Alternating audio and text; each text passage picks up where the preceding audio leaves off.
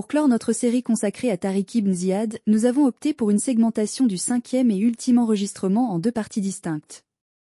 La première traite des multiples facettes de la conquête musulmane de la péninsule ibérique, tandis que la seconde se consacre à l'avènement d'Al-Andalus.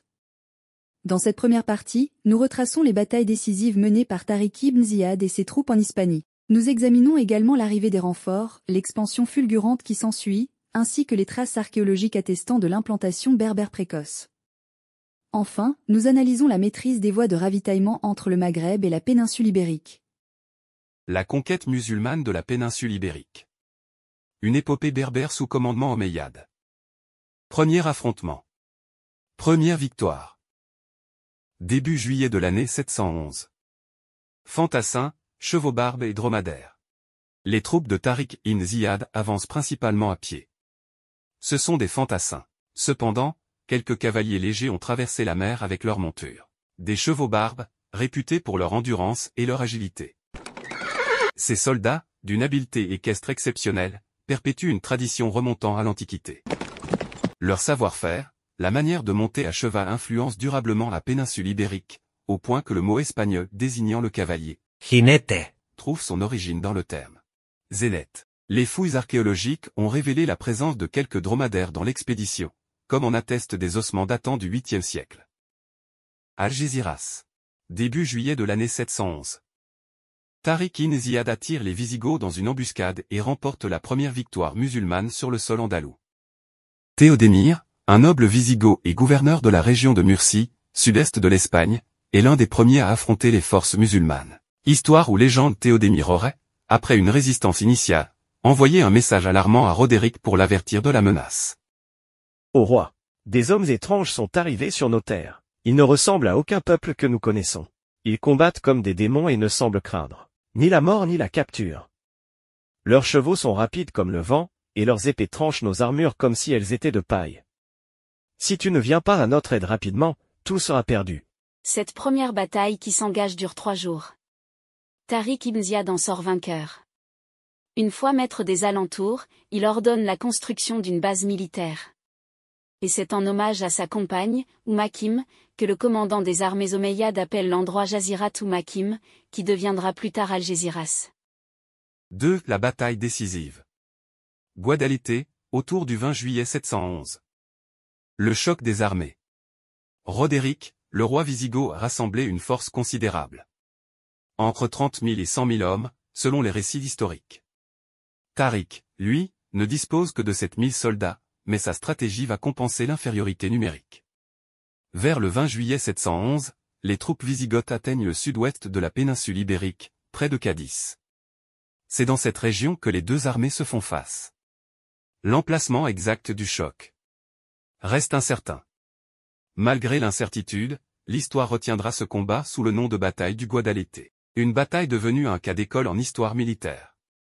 La stratégie de Tariq ibn Ziyad. Conscient de l'écrasante supériorité numérique des Visigoths, Tariq ibn Ziyad refuse l'affrontement direct. Avec une audace calculée, il divise ses forces en 3 groupes préparant une stratégie efficace comme le rapporte le chroniqueur Ibn Ayyan dans son ouvrage du XIe siècle intitulé Al-Muktabis. Tariq ibn Ziyad divisa son armée en 3 colonnes, empruntant des routes parallèles dans leur marche vers Tolède, afin de surprendre Roderick par des mouvements inattendus. ابن حيان القرطبي. المقتبس. قسم طارق جيشه 3 فرق، سلكت طرقا متوازية في الزحف إلى طليطلة، لتفاجئ رودريك بتحركات غير متوقعة. La manœuvre porte ses fruits. Sur ce terrain andalou, la stratégie de Tariq ibn Ziyad se révèle implacable. Sa cavalerie légère, mobile et disciplinée, finit par encercler les lourdes troupes wisigothes. L'historien Ibn Aatir précise. Roderick fut trompé par la dispersion des forces musulmanes, croyant à une retraite. ابن الأثير الكامل في التاريخ. وظن رودريق أن المسلمين قد انهزموا، فتفرق جيشه في طلبهم، فاغتنم طارق ذلك وانقض عليهم، فقتل منهم مقتلة عظيمة. La dernière apparition de Roderick, roi des Wisigoths. Au cœur de la mêlée, Roderick devient une cible visible. L'historien perse Al-Tabari livre ce récit saisissant. Roderick combattit en personne, la couronne sur la tête et vêtu de ses habits royaux, jusqu'à ce qu'il tombât sous les coups. أبو جعفر محمد بن جرير بن يزيد الطبري. تاريخ الرسل والملوك. وكان لذريق صاحب الأندلس يومئذ، فقاتلهم بنفسه وعلى رأسه التاج، وعليه حلته الملكية، حتى قتل. L'effondrement wisigoth.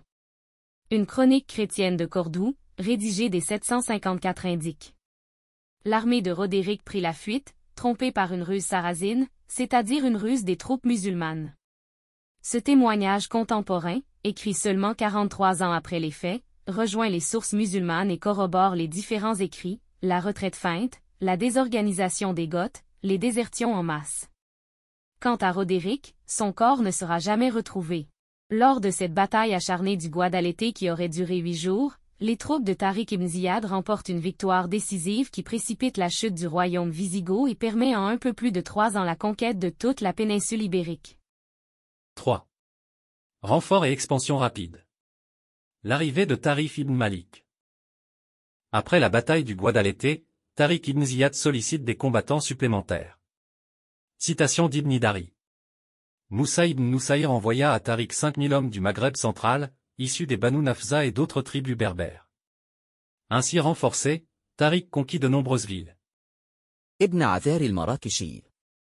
البيان المغرب في أخبار الأندلس والمغرب. وأرسل موسى بن نصير إلى طارق 5000 رجل من المغرب الأوسط، من بني نفزة وغيرهم من البربر، فتقوى بهم وفتح مدائن كثيرة. Les renforts comprennent des guerriers nomades zénètes, utiles en plaine, et des sanadjas, montagnards aguerris. Les troupes musulmanes comptent 7000 hommes du premier contingent ainsi que 5000 nouveaux combattants du deuxième contingent. Les forces musulmanes totalisent 12 000 soldats dans leur rang. Plusieurs sources médiévales et contemporaines mentionnent Tariq ibn Malik comme commandant de renforts envoyés par Moussa ibn Nusayr à Tariq ibn Ziyad. Rappelons, comme nous l'avons déjà évoqué dans une précédente vidéo, que Tariq ibn Malik est originaire du Maghreb central. Citation d'Ibn Hidari. Tariq ibn Malik était un berbère du Maghreb central, et non un Maafiri comme certains historiens l'ont supposé. أبو العباس أحمد بن عذار المراكشي. البيان المغرب في أخبار الأندلس والمغرب. وكان طريف بن مالك من بربر المغرب الأوسط، ولم يكن معافريا كما ذهب بعض المؤرخين. Le Maghreb central au cœur de l'épopée andalouse. En nous appuyant sur les travaux d'Ibn Hidari, l'un des plus éminents historiens de la conquête musulmane, plusieurs éléments essentiels se dégagent. 1. Tariq ibn Malik était originaire du Maghreb central. 2. Tariq ibn Ziyad provenait lui aussi du Maghreb central. 3. Le premier contingent de 7000 soldats envoyés en Al-Andalus était, dans son immense majorité, composé d'hommes du Maghreb central. 4. Les 5000 renforts dépêchés après la bataille du Guadalete étaient également issus de cette même région. Ainsi, force est de constater que les populations du Maghreb central correspondant à l'actuelle Algérie ont été les acteurs décisifs de la conquête d'Al-Andalus. Une conquête éclair. Citation d'Ibn al-Athir. Après sa victoire à Guadalete, Tariq ibn Ziyad conquiert rapidement les principales villes de la péninsule, ouvrant la voie à l'établissement de l'islam en Al-Andalus. علي عز الدين بن الأثير الجزري. الكامل في التاريخ.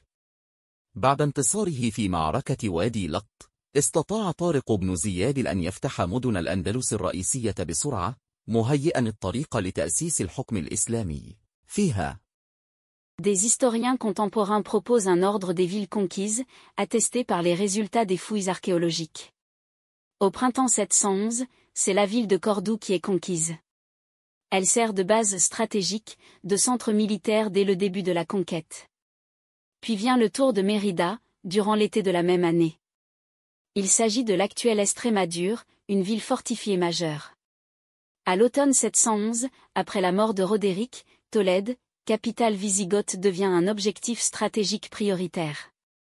Puis Séville durant l'année 712 est conquise à son tour. Il semblerait que Moussa ibn Nusayr ait rejoint Tariq ibn Ziyad en juin ou juillet de l'année 712 avec de nouvelles troupes, dans le cadre d'un nouveau contingent. 4. Preuves archéologiques de la présence berbère sur la péninsule ibérique. Armement et objets du quotidien. Des fouilles archéologiques à travers la péninsule ibérique ont révélé de nombreux vestiges de l'époque de la conquête en rapport direct avec le Maghreb central. À Médina Sidonia, Espagne, des pointes de flèches berbères typiques des Sanadja ont été retrouvées. Les fouilles menées en 2017 à Essaïra, dans la province de Séville, ont révélé des vestiges archéologiques interprétés comme une halte temporaire de la colonne centrale de l'armée de Tariq ibn Ziyad lors de la conquête de l'Hispanie en 711. Parmi les éléments identifiés, de l'armement fabriqué dans les ateliers de Tlemcen. Des pointes de flèches berbères, type triangulaire à base concave, des fragments de lames de sabre court, style zénith.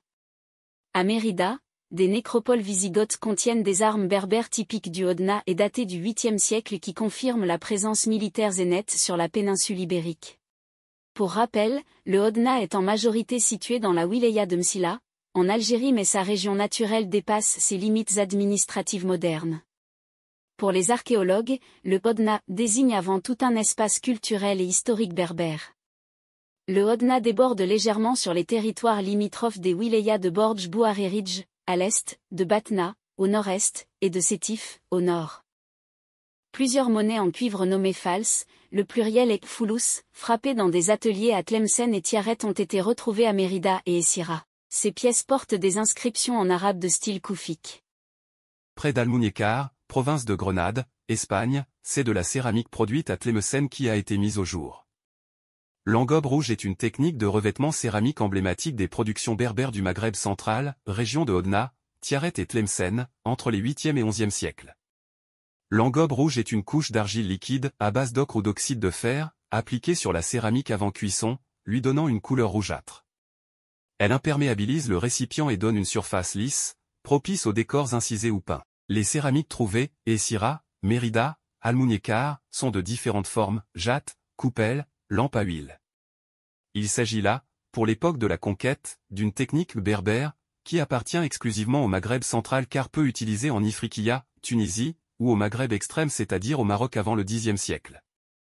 Cette technique est un marqueur culturel associé aux zénètes, notamment les Banu Ifrène. L'engobe rouge est une signature technologique des zénètes du Maghreb central, dont la présence en Espagne atteste des transferts culturels lors de la conquête.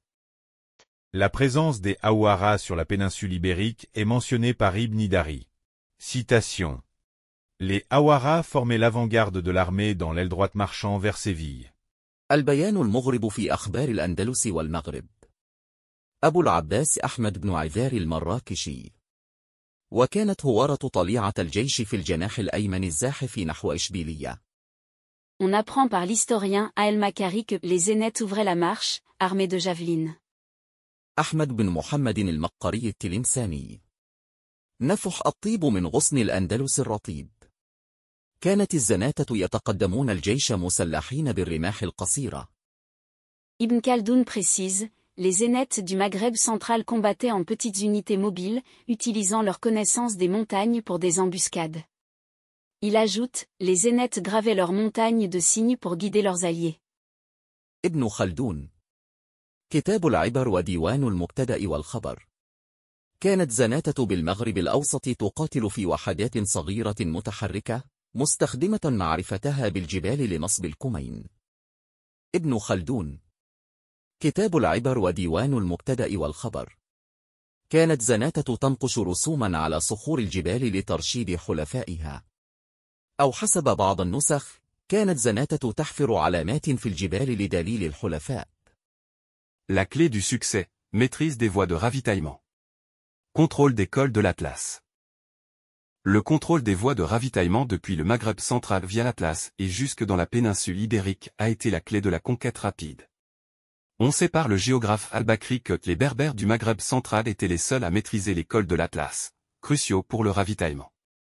C'est cette connaissance du terrain, ces routes que Tariq ibn Ziyad a mis à profit pour acheminer renforts et ravitaillement depuis le Maghreb central jusqu'en Hispanie à Andalous, évitant les éventuelles embuscades des Visigoths. Le contrôle des voies de passage stratégiques a ainsi permis l'acheminement de la cavalerie légère, de l'armement et du ravitaillement, avec des vivres comme le blé, les dattes ou encore l'eau potable. Citation. Les Berbères du Maghreb central étaient les plus connaisseurs des montagnes de l'Atlas et de ses passages. Ils les gardaient pour les musulmans, et aucun étranger ne pouvait les traverser sans leur permission. أبو عبيد الله البكري. كتاب المسالك والممالك. كان بربر المغرب الأوسط أعلم الناس بجبال الأطلس وممراتها، وكانوا يحرسونها للمسلمين، فلم يكن لأحد من الأعاجم أن يعبرها إلا بإذنهم.